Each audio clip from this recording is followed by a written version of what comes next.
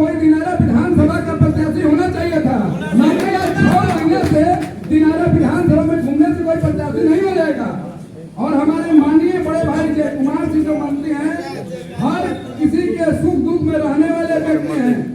कभी भी हर समय ये अलग की बात है कि हर एक प्रत्याशी से हर एक लोग थोड़ा नाराजगी होता है। हर समय हर सुख दुख में लोग नहीं पहुंच पाता है, क्योंकि पूरा विधानसभा से लेकर पूरा बिहार की राजनीति छाप पर मुहर लगा के भारी मत से विजयी बनैहा।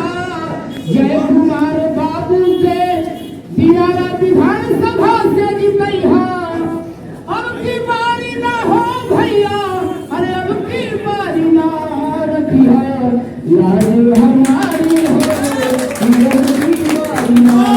जय कुमार बाबू के भारी मत से विजयी तू बनैहा। 9 नंबर पर ईंट छाप बंगहरा तू लगैहा।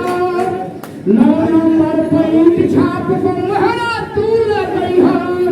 अब की बारी ना हो भैया, अरे अब की बारी ना तेरी लारी बचैहा भैया। अब की बारी ना विधानसभा में जय कुमार बाबू के भारी मत से विजयी तू बनैहा। हर दुख सुख में साथी हमर साथी निभौलन।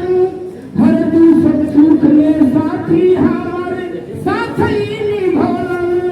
साथ जाने छोड़िहा भैया, कोई के कहला में जल भुलैहा।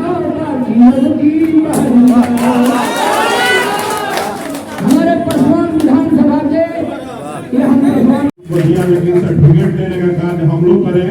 और हमारे माननीय मंत्री जी स्वाभिमान से अगर समझौता करते तो ये निर्दलीय चुनाव लड़ने क्षेत्र में नहीं आते। और पार्टी के हिसाब से सभी जनता जनार्दन के गाल पे तमाचा के समान है। और इसको हम लोग सफल बना करके ईंट छाप को भारी से भारी बहुमत से विजयी बनाने का हम लोग कार्य करेंगे।